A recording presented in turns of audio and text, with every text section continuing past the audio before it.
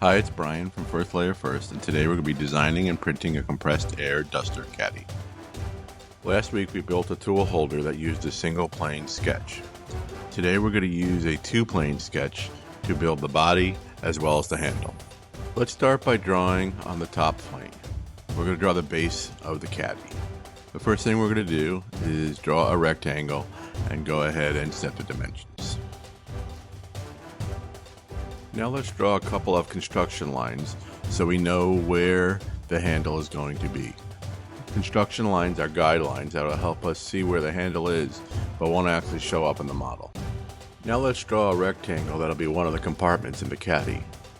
I accidentally drew this as a construction line, so I had to go back and make it a normal line. Let's add some dimensions to the rectangle.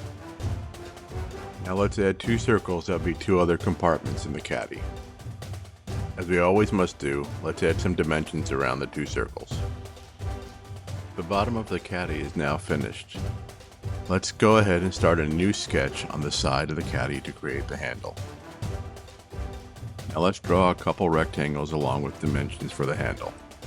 It's time to start extruding the sketch. Let's start with the base and make it 10 millimeters thick.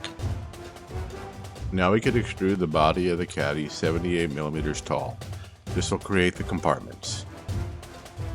The last step is to do an offset extrusion of the outside of the rectangles. Set the offset to 100 millimeters and then the thickness of the offset to 25. To smooth over the edges, let's create some fillets around the side, and then our design is done and we can export it and import it into Bamboo Labs. This week's Learning by Failing lesson is to make sure you have supports when you need it.